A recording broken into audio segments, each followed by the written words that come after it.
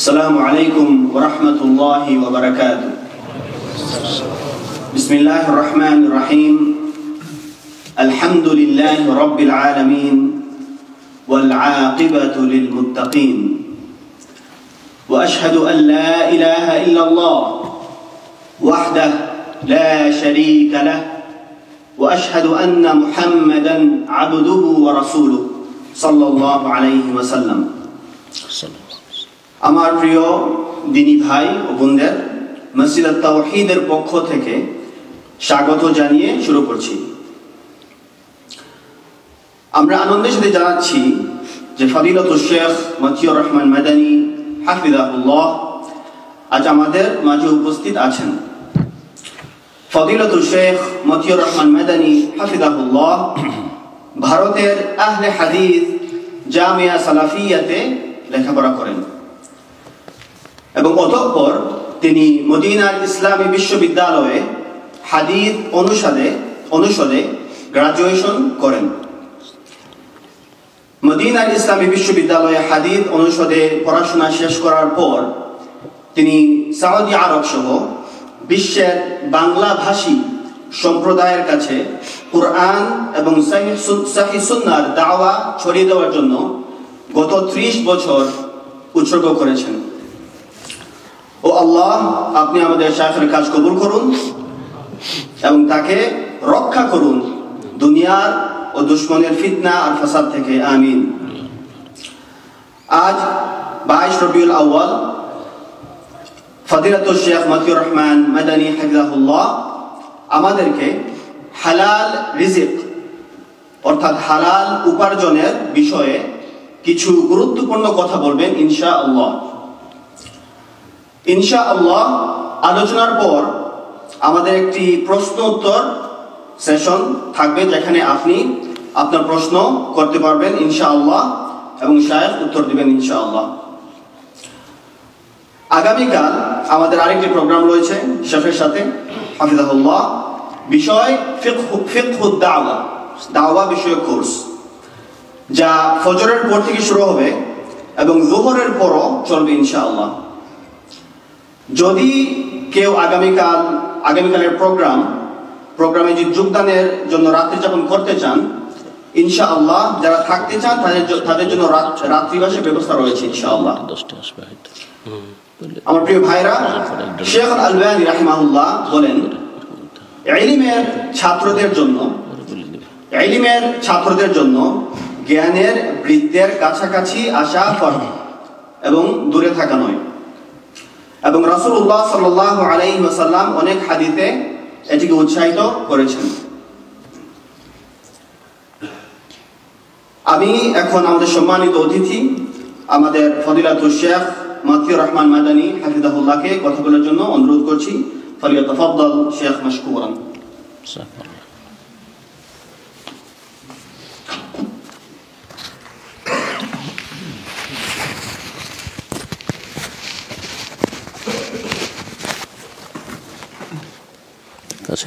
ঠিক আছে।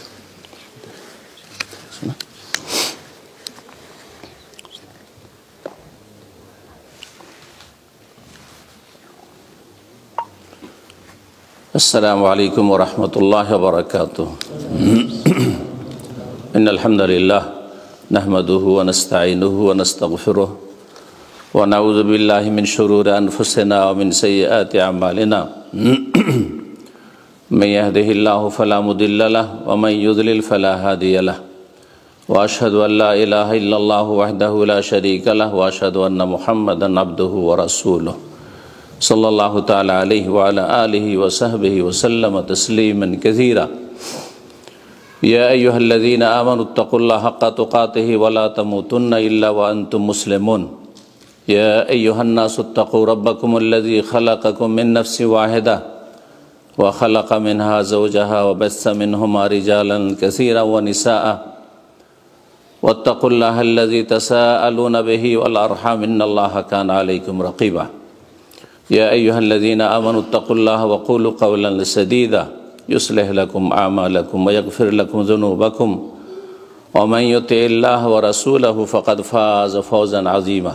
أما بعد فإن خير الحديث كتاب الله وخير الهدي هدي محمد صلى الله عليه وسلم وشر الأمور محدثاتها وكل محدثة بدعة وكل بدعة ضلالة وكل ضلالة في النار أعوذ بالله من الشيطان الرجيم يا أيها الناس كلوا مما في الأرض حلالا طيبا ولا تتبعوا خطوات الشيطان إنه لكم عدو مبين رب اشرح لي صدري ويسر لي أمري واحلل عقدة من لساني يفقهوا قولي। সম্মানিত দিনী ভাতৃমণ্ডলী, পর্দার আড়ালের মা এবং বোনেরা, প্রথমে আল্লাহ রাব্বুল আলামিনের অশেষ শুকরিয়া আদায় করছি, যিনি এই মসজিদে তৌহিদে আবার দ্বিতীয়বারের মতো পৌঁছার তৌফিক দান করেছেন এবং এখানে দু চারটি কথা আপনাদের সামনে কোরআন সুন্নাহ থেকে পেশ করার সুযোগ করে দিয়েছেন। রব্বুল আলামিন অসংখ্য নিয়ামত, বরং সমস্ত নিয়ামত তার পক্ষ থেকে, তার সবচেয়ে বড় নিয়ামত তৌহিদ নিয়ে, সুন্নাহ নিয়ে আপনারা যেমন এখানে জীবনযাপনের সর্বাত্মক চেষ্টা করে যাচ্ছেন, সেই তৌহিদ সুন্নতের দাওয়াতের একটি সুযোগ পাওয়া, এটি বিশেষভাবে আল্লাহ রাব্বুল আলামিনের খাস অনুগ্রহ, রহমত। তার উপর বলি আলহামদুলিল্লাহ। আল্লাহ রাব্বুল আলামিন যেন আমাদেরকে কোরআন সুন্নাহ ভিত্তিক, দলিল ভিত্তিক, তৌহিদ সুন্নাহ ভিত্তিক ইলম অর্জনের তৌফিক দান করেন, আমল করার তৌফিক দান করেন এবং সেই দিকেই মানুষকে দাওয়াত দেওয়ার তৌফিক দান করেন। এখানকার পরিবেশ আপনাদের জানে আছে, গোটা বছরই ঠান্ডা, যেটা আমার জন্য একেবারে নতুন যেন, কারণ এখন সৌদি আরবে প্রচণ্ড গরম, আর হঠাৎ করে এসে 2-3 দিনের মধ্যেই অবস্থার একটা পরিবর্তন শারীরিক, যার ফলে আওয়াজ যতটা স্বাদ দেবে ততটা আপনাদের কাছে দিলের কথা পৌঁছাবার চেষ্টা করব। আল্লাহ রাব্বুল আলামিন যেন এই জবানে বরকত দান করেন এবং এই কণ্ঠে বরকত দান করেন। সুস্থতার সাথে আল্লাহ রাব্বুল আলামিন আমাদেরকে সবাইকে যে যেখানে থাকি আল্লাহ রাখেন এবং আল্লাহ রাব্বুল আলামিন আমাদের জন্য উপকারী জ্ঞানের রাস্তা যেন খুলে দেন এবং সেসব কথা যাতে করে আমরা আমলে নিয়ে আসতে পারি এবং আপনাদের সকলকেই সেই দিকে আহ্বান করতে পারি। আল্লাহ রাব্বুল আমাকেও তৌফিক দান করেন এবং আপনাদেরকেও আল্লাহ রাব্বুল আলামিন ঈমানি ইসলামী জীবনযাপনের তৌফিক দান করেন। ছেলে মেয়েদের ঈমানি ইসলামী প্রতিপালন, তরবিয়তের আল্লাহ রাব্বুল আলামিন তৌফিক দান করেন এবং প্রতিকূল অবস্থায় বিভিন্ন বাধার সম্মুখীন হয়ে আল্লাহ রাব্বুল আলামিন যদি সহজ করেন সেটি সহজ। রাসূলুল্লাহ সাল্লাল্লাহু আলাইহি ওয়াসাল্লাম ইন্নাহু লা ইয়াসিরুন আলা মান ইয়াসসারাহুল্লাহ, আল্লাহ যদি সহজ করেন তো সেটা সহজ, যদিও পরিস্থিতি কঠিন হোক না কেন। কিন্তু অনুকূল অবস্থায় থেকে, অর্থাৎ ভালো ইসলামী সমাজে, মুসলিম সমাজে, মুসলিম বিশ্বে থেকেও যদি মানুষের ইখলাস না থাকে ঈমান ইসলামকে রক্ষা করার জন্য এবং সে অনুযায়ী কর্মতৎপর না হয়, মানুষ মুজাহাদা যদি না করে, তাহলে আল্লাহ তার জন্য কঠিন করে দেবেন, কঠিন করে দেবেন। কিন্তু আপনি প্রতিকূল অবস্থায় থেকেও যদি ইখলাসের সাথে চেষ্টা করেন তো আল্লাহ রাব্বুল আলামিন লা ইয়াসিরুন আলা মান ইয়াসসারাহুল্লাহ, সহজ হয়ে যাবে ওদের জন্য যাদের জন্য আল্লাহ সহজ করেছেন। সহজ কখন করবেন? যখন আপনি সেই পথে মুজাহাদা করবেন। ওয়াল্লাযীনা জাহাদু ফীনা লানাহদিয়ান্নাহুম সুবুলানা, যারা আমার পথে সর্বাত্মক প্রচেষ্টা করে, মুজাহাদা নফসের সাথে জিহাদ করবে, সর্বাত্মক প্রচেষ্টা চালাবে, ব্যক্তি জীবনে প্রচেষ্টা চালাবে, পারিবারিকভাবে প্রচেষ্টা চালাবে, ছেলে মেয়েদের ক্ষেত্রে, তালিম তরবিয়তের ক্ষেত্রে সর্বাত্মক প্রচেষ্টা চালাবে, আল্লাহ সহজ করে দেবেন। আল্লাহ যেন আপনাদের, আমাদের সকলে যেন সহজ করে দেন। ঈমানের অবস্থায় রাখেন, তৌহিদ সুন্নাহ নিয়ে আল্লাহ রাব্বুল আলামিন জীবনযাপনে তৌফিক দান করেন এবং সেদিকে আহ্বানের তৌফিক দান করেন। শুকরিয়া আদায় করি। তারপরে মসজিদ তৌহিদের যেসব দায়িত্বশীল ভাই বোনেরা রয়েছেন তাদের আল্লাহ তাদের জাযায়ে খায়ের দান করেন এই সুযোগ দেওয়ার জন্য এবং এখানে একটি সুন্দর পরিবেশ তৈরি করার জন্য। গত 5 বছর আগে যখন এসেছিলাম তখন থেকে অনেক ভিন্ন অবস্থা দেখছি, আলহামদুলিল্লাহ অনেক উন্নতি দেখছি। এটা দেখে অত্যন্ত মনটাই শান্তি পেয়েছি এবং আল্লাহর শুকরিয়া আদায় করছি, ভাই বোনদের শুকরিয়া আদায় করছি এবং আল্লাহ রাব্বুল কাছে দোয়া করছি আল্লাহ রাব্বুল আরও বেশি বেশি যেন তৌফিক দান করেন। এবং এর ওপর ভূমিতে আল্লাহ রাব্বুল আলামিন এটিকে ইসলামের একটি প্রাণ কেন্দ্র হিসাবে আল্লাহ যেন কবুল করেন। কোরআন সুন্নাহর দাওয়া, সালাফে সালেহিনের দাওয়া, মানহাজে সালাফের দাওয়া, সালাফি দাওয়াতের জন্য আল্লাহ রাব্বুল এই প্রতিষ্ঠানটিকে, এই কমপ্লেক্সটিকে আল্লাহ রাব্বুল যেন কবুল করেন।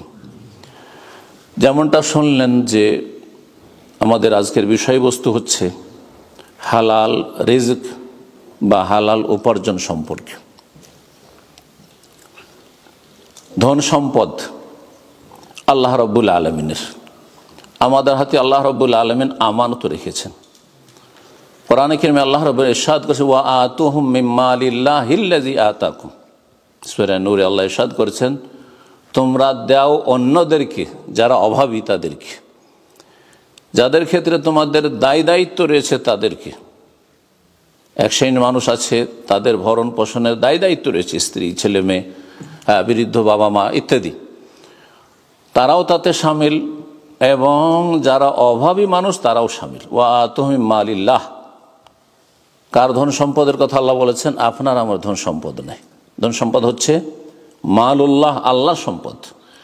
সেখান থেকে দাও যা তোমার কাছে আমানত রাখা হয়েছে, আল্লাযী আতাকুম, আল্লাহ যা তোমাকে দিয়ে রেখেছেন। প্রথম এই ক্ষেত্রে আমাদেরকে মনে রাখতে হবে আমাদের কাছে যা কিছু আছে অথবা আসতেছে, যা কিছু আছে আর যা আসছে প্রতিদিন, এটি আল্লাহর পক্ষ থেকে আমাদের কাছে আমানত। সুতরাং আমানত রক্ষা করা ফরজ, আমানতে খেয়ানত হারাম এবং আমানতের যথাযথ রক্ষা হচ্ছে যেইভাবে আল্লাহ রাব্বুল আলামিন সেটা নিয়ে আসতে বলেছেন, উপার্জন করতে বলেছেন, সেইভাবে উপার্জন করা। আর যেখানে আল্লাহ রাব্বুল আলামিন ব্যয় করাকে পছন্দ করেছেন, অনুমতি দিয়েছেন, সেখানে খরচ করা। আল্লাহ রাব্বুল আলামিন এই রুজির বিষয়টি যা আমরা পানাহার করছি অথবা আমরা ব্যবহার করছি, সেটা খাদ্যের আকারে হোক, পানীয়র আকারে হোক, লেবাস পোশাকের আকারে হোক অথবা অন্যান্য খরচ খরচা হোক না কেন, এসবগুলি রুজিকে শামিল। যদিও রুজি শব্দটি আরবি হচ্ছে রিজক, আর রিজক মানে শুধু টাকা পয়সা নয়। আরবি ভাষায় রিজক মানে শুধু টাকা পয়সা ধন সম্পদ নয়, রিজক মানে হচ্ছে প্রতিটি মানুষের অংশ, আল হাজ্জু ওয়া নসিব। আরবি অভিধানে বলা হয়েছে রিজক বলা হয় প্রত্যেক মানুষের ভাগ্যে আল্লাহ যা জুটিয়েছেন, সেটা টাকা পয়সা ধন সম্পদ হতে পারে, সেটা আপনার আয়ু হতে পারে, আপনার সুস্থতা হতে পারে, আপনার পরিবার ছেলে মেয়ে হতে পারে, আপনার মালিকানাধীন বা আপনার কাছে যে নিয়ামতগুলি আছে সেগুলি সব, আপনার হায়াত, সবগুলি রিজক। কিন্তু আমরা আমাদের ভাষায় সাধারণত রিজক শব্দটি ব্যবহার করি যা আমরা খাই, যা আমরা পান করি, যা আমরা ব্যবহার করি, লেবাস পোশাক খরচ খরচা যা কিছু করি, যা কিছু আসছে ধন সম্পদের ক্ষেত্রে এক কথায়। এই রিজক হইতে হবে হালাল। এত গুরুত্বপূর্ণ এই বিষয়টি যে আল্লাহ রাব্বুল আলামিন মানুষকে 3 স্তরে ভাগ করেছেন। এক হচ্ছে সমস্ত মানুষ, যাতে মুসলিম অমুসলিম সবাই শামিল। কোরআনে কারিমের কিছু আয়াত রয়েছে যেগুলিতে আল্লাহ রাব্বুল আলামিন সম্বোধন করেছেন সমস্ত মানব সকলকে। ইয়া আইয়ুহান নাস, যে আয়াতটি আমি পাঠ করেছি আজকে সূরা বাকারা থেকে, সেটিতে আল্লাহ সমস্ত মানুষকে সম্বোধন করেছেন, হে মানব সকল। আর একটি সম্বোধন কোরআনে কারিমের ভাষায় রয়েছে বিশেষভাবে আল্লাহর অনুগত বান্দা মুমিন মুমিনাতকে, ইয়া আইয়ুহাল্লাযীনা আমানু, হে মুমিন সকল, হে ইমানদারগণ, হে মুসলিমরা, এভাবে আল্লাহ সম্বোধন করেছেন। তৃতীয় আর একটি সম্বোধন আছে, এই দুটো তো অনেকেই শুনেছেন জানেন, বা অনেকের খেয়ালে আছে, কিন্তু তৃতীয় আরেকটি সম্বোধন আছে, বিশেষভাবে বিশিষ্ট ব্যক্তিজনকে আল্লাহ রাব্বুল সম্বোধন করেছেন। তা হচ্ছে ইয়া আইয়ুহা রাসূল, হে নবীগণ, হে রসুলগণ।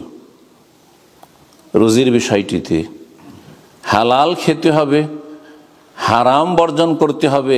এক একটি পয়সা, এক একটা আপনার খাদ্যদ্রব্য, এক একটি দানা, এক একটি ভাত, এক একটি অংশ আপনার রিজিকের, এক একটি পোশাক এবং তাতে যা কিছু আপনি খরচ করেছেন, সেটা হালাল উপায়ে আসতে হবে, হালাল সম্পদ হইতে হবে, হালাল পয়সা থেকে হইতে হবে এবং হারাম থেকে পুরোপুরি বাঁচতে হবে। না হলে এর পরিণাম দুনিয়ায় এবং আখেরাতে খুব ভয়াবহ। দুনিয়াতেও পরিণাম খারাপ, কোনো শান্তি নেই।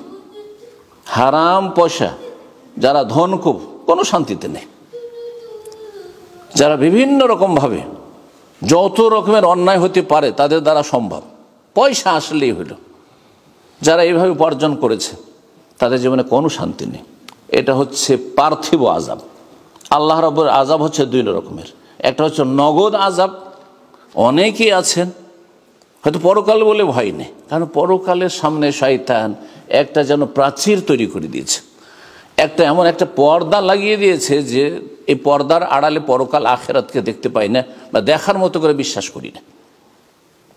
পরম্পরা বিশ্বাস করি, জাতিতে মুসলিম, সুতরাং আখেরাত বিশ্বাস করি, জান্নাত বিশ্বাস করি, জাহান্নাম বিশ্বাস করি, কিন্তু সেই অনুযায়ী কাজ করি না। তার মানেই কি?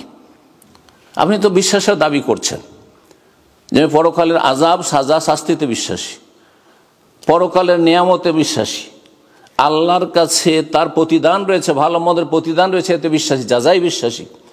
তাহলে সেই অনুযায়ী আমাদের জীবনযাপন কেন নয়? কেন যেই সব কাজের ওপর, যেই সব পাপের ওপর, যেই সব অন্যায়ের ওপর আল্লাহর আযাব নির্ধারিত রয়েছে কোরআন সুন্নাহয়, সেগুলি সম্পর্কে আমরা সচেতন কেন নয়? এবং যেসব আল্লাহর মহান পুরস্কারের কথা রয়েছে, নিয়ামতের কথা রয়েছে, সেসব বিষয়ের ক্ষেত্রে আমরা কেন কর্মতৎপর নয় যে সেটা হাসিল করতেই হবে, আল্লাহর কাছ থেকে নিতেই হবে? কারণটা হচ্ছে আমরা কিন্তু অস্বীকার করি না। আমাদের মুসলিম সমাজের দুর্বল ইমানেও যারা আছে পরকালকে অবিশ্বাস করে না, পরকাল সম্পর্কে সন্দিহান নয়, আছে কিছু আছে, তারা ইমানের গণ্ডির বাইরে চলে গেছে।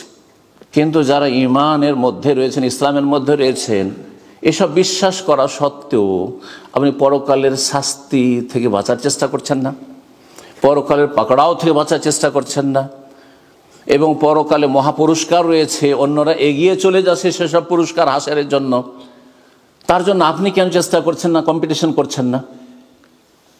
এক কথায় শয়তান এমনভাবে একটা আড় তৈরি করে দিয়েছে যে পরকাল বিশ্বাস আছে কিন্তু না দেখার মতো, না বিশ্বাসের মতো, নামকে অস্তে বিশ্বাস করি, কাজে কোনো রকমের তার প্রমাণ পাওয়া যায় না। তো আল্লাহ রাব্বুল আলামিন এই রিজিকের বিষয়টিকে এত গুরুত্ব দিয়েছেন কোরআনে কারীমে। কোরআনে কারীমে রাসূলুল্লাহ সাল্লাল্লাহু আলাইহি ওয়াসাল্লাম হাদিসের কথা পরে আসছে যে আল্লাহ রাব্বুল আলামিন এই তিন স্তরের মানুষ, আম্বিয়া রসুলগণ মানুষ, সবচেয়ে শ্রেষ্ঠ মানুষ এবং আপন যুগের সবচেয়ে শ্রেষ্ঠ মানুষ, তাদের চাইতে শ্রেষ্ঠ মানুষ কেউ হইতেন না, তাদেরকে আল্লাহ সম্বোধন করেছে হালাল রুজি গ্রহণের তাগিদের ক্ষেত্রে। এবং তারপরে ভালো আমল করুন, তাহলে আমলগুলি কাজে আসবে। মুমিনদেরকে আল্লাহ সতর্ক সাবধান করেছেন, সম্বোধন করেছেন যে হালাল খাও, তাহলেই শুকরিয়া আদায় হবে, আর শুকরিয়া আদায় হলেই নিয়ামত টিকে থাকবে, না হলে নিয়ামত নষ্ট হয়ে যাবে। শুকরিয়া আদায় করলে নিয়ামত স্থায়ী হয়, আর শুকরিয়া আদায় না করলে নিয়ামত অস্থায়ী, ক্ষণস্থায়ী, আজকে আছে কালকে নেই, সকালে আছে বিকালে নেই। কল্পনাই করতে পারেন না যে এরা আকাশ থেকে যেন এমনভাবে আছাড় খেয়ে পড়লো ধস নামার মতো হঠাৎ করে। মানুষ কল্পনা করতে পারে না যে এরা এত সুখের জীবন কোথায় কোথায় চলে গেল তাদের জীবনগুলি। এটা হচ্ছে শুকরিয়া আদায় না করার ভয়াবহ পরিণাম। আর হালাল রুজি ভক্ষণ করা মানে শুকরিয়া আদায় করা। হারাম যদি আপনি হারামের সংমিশ্রণ ঘটান, হালালও খাচ্ছেন হারামও খাচ্ছেন। অধিকাংশ মুসলিমদের অবস্থা যে হালালও খায় হারামও খায়, এটা তো অমুসলিমেরা অনেকে, কিছু হালাল উপার্জন আছে, তারা বৈধ, মেহনত পরিশ্রম করছে, শ্রম দিচ্ছে, আর তারপরে আয় ইনকাম করছে। আর কিছু আছে অবৈধ, শুধু পার্থক্য হচ্ছে কম আর বেশি, কারো রুজি হারাম বেশি, কারো হালাল বেশি, এই পার্থক্য। তো এইরকম যদি আমাদেরও জীবনযাপনটা হয়, আমাদের রুজির অবস্থা হয়, তাহলে তো পার্থক্য কোথায় থাকলো? কোরআনের এই 3টি আয়াতের কথা বলি। আল্লাহ রাব্বুল আলামিন ইরশাদ করেছে, ইয়া আইয়ুহান নাস, হে মানব সকল, কুলু মিম্মা ফিল আরদে হালালান তাইয়্যিবা। সমস্ত মানুষকে আল্লাহ রাব্বুল আলামিন, যত ধর্ম অবলম্বী রয়েছে, মুসলিম অমুসলিম, বিশ্বাসী অবিশ্বাসী, আস্তিক নাস্তিক, সবাইকে আল্লাহ রাব্বুল সম্বোধন করেছে ইয়া আইয়ুহান নাস, হে মানব সকল। আদম থেকে শুরু করে কিয়ামত পর্যন্ত যত মানুষ, সবাইকে এই সম্বোধন করা হয়েছে। কুলু মিম্মা ফিল আরদ, তোমরা খাও, ভক্ষণ করো। মিম্মা ফিল আরদ, পৃথিবীতে যা কিছু আছে তা হতে, পৃথিবী থেকে আমাদেরকে খেতে হবে, রোজির তলা সেখানেই করতে হবে। মিম্মা ফিল আরদ হালালান তাইয়্যিবা, তাগিদ, শুধু হালাল বলে যথেষ্ট ছিল। হালাল খাও, যেমন আমরা বলছি ভাই হালাল খাবেন, হারাম খাবেন না।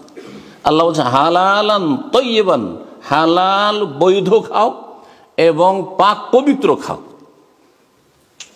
তাহলে হালালের বিপরীত হচ্ছে হারাম, হারাম খাবে না। তাইয়্যিবাতের বিপরীত হচ্ছে খাবাইস। সূরা আরাফে আল্লাহ রাব্বুল আলামিন নবী মুহাম্মদ সাল্লাল্লাহু আলাইহি সাল্লামের প্রেরণ, তাকে কেন আল্লাহ পাঠালেন নবী করে, এবং তার মিশনটা কি, তার দাওয়াত কি, তাকে কি জন্য আল্লাহ, কি কাজে আল্লাহ পাঠিয়েছেন, এই মর্মে আল্লাহ রাব্বুল বলছেন ইউহিল্লু লাহুমুত তাইয়্যিবাত ওয়া ইউহাররিমু আলাইহিমুল খাবায়েস। তাদের জন্য, মানব জাতির জন্য পাক পবিত্র তাইয়্যিবাতগুলিকে, যেগুলি তাদের জন্য পাক পবিত্র, যেটা হালাল বৈধ সেটা পাক, যেটা হারাম সেটা হচ্ছে খবিস, নোংরা, যেটা মানুষের ঈমানের ক্ষতি করে, পরকালের ক্ষতি করে, অথবা শরীর স্বাস্থ্যের ক্ষতি করে, পরিবারের ক্ষতি করে, ছেলে মেয়েদের ক্ষতি করে, পরিণামকে ধ্বংস করে, ভবিষ্যৎকে ধ্বংস করে, সেগুলি হচ্ছে খাবায়েস। আশা করি আমার কথাগুলি বোঝার চেষ্টা করবে। কিছু কিছু জিনিস আছে হয়তো বাহ্যিক তো খবিস মনে হয় না, ভালো তো, টাকা পয়সা কিন্তু বিভিন্ন হারাম পন্থাতে উপার্জন করছেন। একজন হালাল রোজগার করছে, আপনি হারাম, দেখতেও টাকা পয়সাতে একই রকম দুটো, কিন্তু একজনেরটা হচ্ছে তাইয়্যিবাত, আর একজনেরটা খাবায়েস। কি করে আপনি পার্থক্য করবেন? কারণ তাতে বুঝে হারাম খাচ্ছেন, হারাম উপার্জন করলেন, আপনি ইনকাম সোর্স হচ্ছে আপনার হারাম, সুতরাং আপনি আপনার পরকালকে ধ্বংস করলেন, আপনার ইবাদত বন্দেগী ধ্বংস করলেন, আপনি আপনার জীবনে শরীরে যে সুস্থতা থাকতো, বরকত থাকতো, আপনার স্ত্রী ছেলে মেয়ে যে ভালো হইতো এবং তারা যে নেক জীবন যাপন করতো, তাদের জীবনে আল্লাহর পক্ষ থেকে আসমান জমিন থেকে বরকতের রাস্তা খুলে দেওয়া হইতো, সেসবগুলি বন্ধ করে দিন আপনি এই খাবায়েস, হারাম খাওয়ার কারণে। এই জন্য বললাম যে খাবায়েস সেগুলি, যেগুলি অনেক জিনিস আছে, তেমন মনে হচ্ছে আমার হালাল পয়সা দিয়ে কিনে খাচ্ছি, ধূমপান করছেন, জর্দা খাচ্ছেন, তামাক জাতীয় জিনিস ব্যবহার করছেন, আমি হালাল পয়সা দিয়ে, আমি হালাল রোজগার করছি, যেই পয়সা দিয়ে আমি এগুলো কিনেছি সেই পয়সাটা তো হালাল। কিন্তু আপনি যেটা খাচ্ছেন বা যেটা আপনি পান করছেন সেটা হচ্ছে খাবায়েস। কেন? এতে আপনার শরীর স্বাস্থ্যকে ধ্বংস করছে ধীরে ধীরে, মন্থর গতিতে। আপনার পাশে যারা বসবাস করে, আপনার স্ত্রী সবসময় কাছাকাছি থাকে, আপনার কচি কাচাগুলি সবসময় আপনার চারপাশে ঘোরাফেরা করে, তাদের শরীর স্বাস্থ্যকে ধ্বংস করছে, হ্যাঁ, সমাজকে দুর্গন্ধযুক্ত করছে, আবহাওয়াকে দূষিত করছে, আর বিভিন্ন রকমের যে ক্ষতি, ভয়াবহ ক্ষতির দিক রয়েছে, আর আখিরাত তো খারাপ হচ্ছে। এই হারাম খাওয়ার কারণে হয়তো আপনার দোয়া তো কবুল হচ্ছে না, যে বিষয়গুলো ইনশাআল্লাহ তাআলা আমি আলোচনায় সামনের দিকে হাদিসের আলোকে উল্লেখ করব। চিন্তা করুন তাহলে আপনি। আল্লাহ বলছেন কুলু মিম্মা ফিল আরদি হালালান, হালাল এবং পাক পবিত্র তোমরা খাওয়া দাওয়া করো, আর ওয়ালা তাত্তাবিউ খুতুওয়াতিশ শায়তান, শয়তানের পদাঙ্ক অনুসরণ করিও না, মানে শয়তানের ধাপে ধাপ রাখিও না, শয়তান যেই পথের পথিক সেই পথে চলিও না। পাশাপাশি দুটো কথা বলা হয়, আপনি একটু চিন্তা করে দেখুন, কোরআনে এটাকে তাদাব্বুরে কোরআন বলা হয়। কোরআন নিয়ে একটু গভীরভাবে চিন্তা করে দেখা, হালাল পাক পবিত্র খাও শয়তানের পদাঙ্ক অনুসরণ করিও না। তার মানে যদি হালাল না খাও, হারাম খাও, তৈয়বাত না খেয়ে যদি খাবাইস নোংরা জিনিস খাও, মদ পান করো, শুকুরের গোস্ত খাও, অথবা মদ আর শুকুর যেখানে আপনার পরিবেশন করা হয় সেখানে আপনি সেবা দিয়ে, শ্রম দিয়ে যদি উপার্জন করেন, তাহলে আপনি কি করলেন? শয়তানের পদাঙ্ক অনুসরণ করলেন। বেলা তত্ত্ব হতো আছে শয়তান। যখন হালাল খেলেন না, যখনই আপনি পাক পবিত্র খেলেন না, তখন আপনি শয়তানের অনুসারী হয়ে গেলেন। কোরআনের ভাষায় আল্লাহ বলছে ওয়ালা তাত্তাবিউ খুতুওয়াতি শয়তান। আর শয়তানের পেছনে পেছনে চললেন। ইত্তিবা মানে কি? ফলো করা। শয়তানের পেছনে পেছনে চললে যত বেশি সময় নিয়ে আর যত বেশি দ্রুত শয়তানের পেছনে ছুটবে, তত বেশি জান্নাত থেকে দূরে হয়ে যাবে, তত বেশি জাহান্নাম থেকে কাছাকাছি হয়ে যাবে। সেটা চিন্তা করুন। তত বেশি আল্লাহ থেকে দূরে হয়ে যাবে, তত বেশি শয়তানের কাছাকাছি হয়ে যাবে। কারণ শয়তানকে ফলো করছেন, শুধু শয়তানের কাছাকাছি হবেন আপনি, আল্লাহ থেকে আপনি দূরে হয়ে যাবেন। বাঈদু মিনাল্লাহ করিবু মিনাশ শাইতান হয়ে যাবেন আপনি। ওয়ালা তাত্তাবিউ খুতুওয়াতিশ শাইতান। কেন? শয়তান কখনো আদম সন্তান কল্যাণ চায়নি, চাইবে না, দুশমন। ইন্নাহু লাকুম আদুউন। শয়তান হচ্ছে প্রকাশ্য দুশমন। আল্লাহ রাব্বুল আলামিন শত্রু সম্পর্কে স্পষ্ট ভাষায় শুধু দুশমন বলছেন না, মুবিন, ক্লিয়ার দুশমন, যাকে চেনা যায়।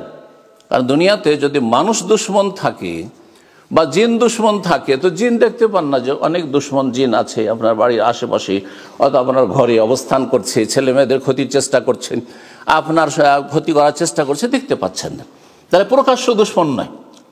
আল ওয়াসওয়াস আল খান্নাস, আত্মগোপনকারী। মানুষ দুশমন দুই রকম আছে। কিছু প্রকাশ্য দুশমন জানা আছে যে এরা আমার শত্রু, এরা আমাদের শত্রু, সুতরাং এদের কাছ থেকে কখনো কল্যাণ আশা করা যায় না। যদি জানা থাকে যে প্রকাশ্য শত্রু, তাহলে আগে থেকে কিন্তু সতর্ক, সাবধান, কখনো ক্ষতি হতে দেবেন না, ও ধারে কাছে যাবেন না, অনেক দূর দিয়ে চলে যাবেন, ও দূরে থাকার চেষ্টা করবেন। আর যদি এমন মানুষ শত্রু হয় যাকে আপনি দোস্ত মনে করছেন, যাকে আপনি প্রিয়জন মনে করছেন যে ভালো মানুষেরা, অথবা এদের সম্পর্কে জানা, ভালো মন্দ কোনোটাই জানা নেই, স্বাভাবিক রাস্তাঘাটে চলাফেরা করছেন, এক মানুষ রাস্তা পথে আপনার পাশ দিয়ে ক্রস করছে, ভালো যাচ্ছে মন্দও যাচ্ছে, কিন্তু আসল হচ্ছে যে সে আমার ক্ষতি করবে না, আমি তার ক্ষতি করবো না, সে তার কাজে যাচ্ছে, আমি তার কাজে যাচ্ছি, জানা নেই যে এ শত্রুতা করে দেবে, তাহলে অনেক সময় ক্ষতির সম্মুখীন হতে পারে। তাহলে যেখানে আপনার শত্রু কিছু জানা আছে, প্রকাশ্য কিছু জানা নেই, সেখানেও ক্ষতির আশঙ্কা রয়েছে। তাহলে যেখানে আল্লাহ স্পষ্ট করে দিয়েছেন যে শয়তান মানেই তোমার প্রকাশ্য শত্রু। মানুষের মধ্যে যে দুই ভাগ আছে, কিছু তোমার দোস্ত আছে, কিছু দুশমন আছে, শয়তানে এমন ভাগ নেই কিন্তু। ইন্নাহু লাকুম আদুউম মুবিন। সুতরাং শয়তানের কখনো অনুসরণ করিয়েন না। আল্লাহ রাব্বুল আলামিন সূরা বাকারার এই আয়াতটি ছিল 168, 172 আল্লাহ বলছেন মুমিনদেরকে সম্বোধন করে, আমরা আপনারা মুমিন মুমিনাত, ইয়া আইয়ুহাল্লাযীনা আমানু, হে ঈমানদারগণ, কুলু মিন তাইয়্যিবাতি মা রাযাকনাকুম, তোমরা খাও। একই কথা, সেখানে কুলু বলা হয়েছে সমস্ত মানব সকলকে, এখানে কুলু, খাও, তোমরা আহার গ্রহণ করো। মিন তাইয়্যিবাতি মা রাযাকনাকুম, যে রিজিক পৃথিবীতে দিয়েছি, যে অংশটুকু দিয়েছি, তার থেকে তাইয়্যিবাতগুলি, পাক পবিত্রগুলি। খাবায়েস খাবে না, নোংরা খাবে না, হারাম ভক্ষণ করবেন না। তারপরে ওয়াশকুরুলিল্লাহ, তারপরে আল্লাহর শুকরিয়া আদায় করো। তাহলে বোঝা যাচ্ছে যে শুকরিয়া আল্লাহর কাছে গ্রহণযোগ্য হওয়ার জন্য শর্ত হচ্ছে যে পাক পবিত্র খেতে হবে। যদি আপনার ইনকাম সোর্স হারাম হয় আর আপনি খুব 5 ওয়াক্ত নামাজ পড়ছেন, আপনি মসজিদের খেদমত করছেন, আপনি মাশাআল্লাহ আপনার বৃদ্ধ বাবা মাকে দেখাশোনা করছেন, আপনার পরিবারের জন্য আপনি কঠোর পরিশ্রম করে কচি কাচাদেরকে কষ্ট করে মানুষ করছেন আপনি, আর আপনি অনেক দান সাদকা করছেন, অনেক ভাইরা আছেন প্রতি বছর কয়েক টাকা উমরা করছেন, হজও করছেন, মাশাআল্লাহ, এগুলি সব আল্লাহর শুকরিয়া। আল্লাহর শুকরিয়া আদায় করতে হয় অন্তর দিয়ে, আল্লাহর শুকরিয়া আদায় করতে হয় জবান দিয়ে, আল্লাহর শুকরিয়া আদায় করতে হয় আমলের মধ্যে অঙ্গ প্রত্যঙ্গ দিয়ে। তো সমস্ত আমলগুলি, নেক আমল হচ্ছে আল্লাহর শুকরিয়া, আল্লাহর শুকরিয়া আদায়ের জন্য। এই যে শুকরিয়া আদায় করছি আমরা, এই শুকরিয়া কখন আল্লাহর কাছে মকবুল হবে? যখন মিন তাইয়্যিবাতি মা রাযাকনাকুম পাক পবিত্র রিজিক ভক্ষণ করবে।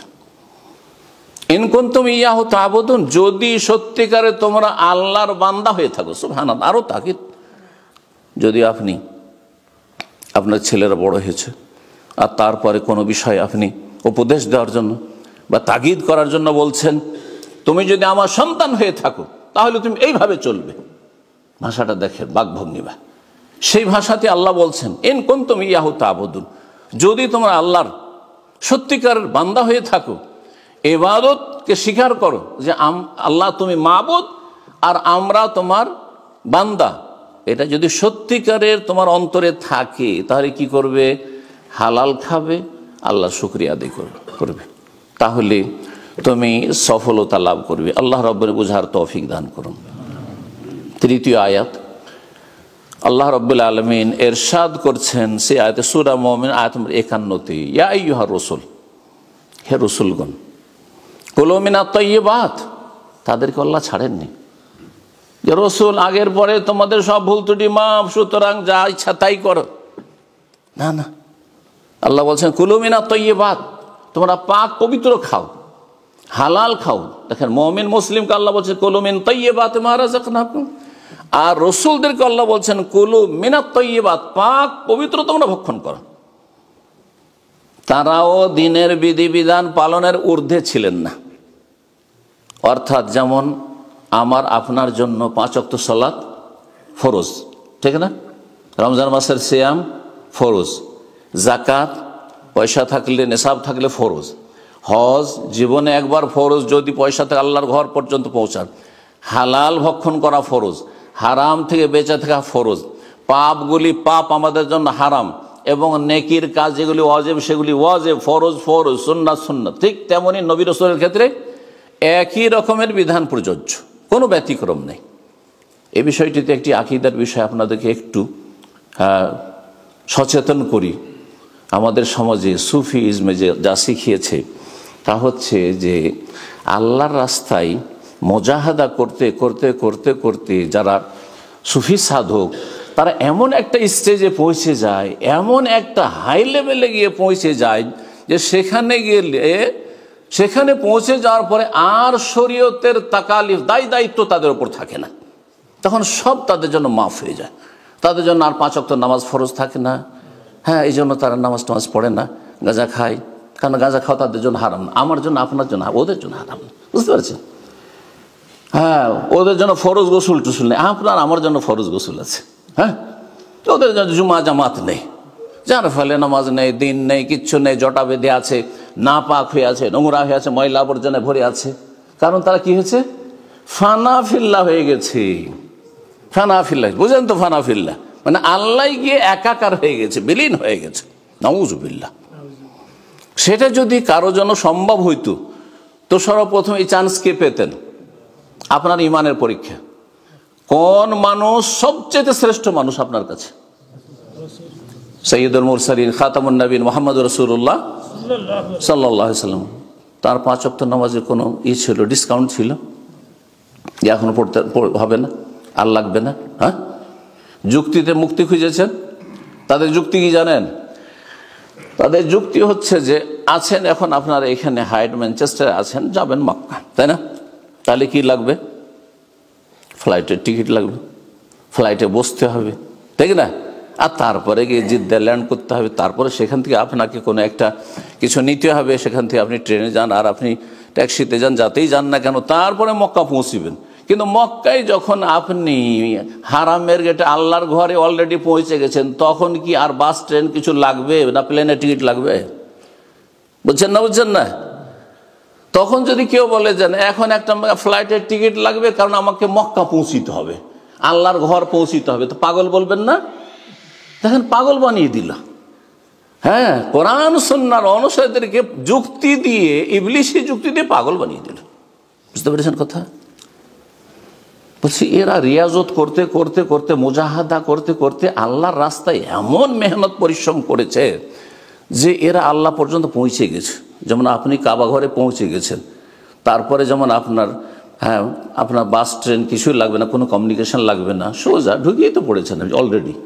হ্যাঁ, মানে কাবা ঘরে আপনি ফানা হয়ে গেছেন, ঠিক তেমনি এরা আল্লাহ যখন ফানায় বিলীন হয়ে গেছেন, তাহলে আবার এদের জন্য নামাজ রোজার কি প্রয়োজন? নামাজ রোজা হচ্ছে বাস, ট্রেন, ফ্লাইটের টিকিট, ওই রকম।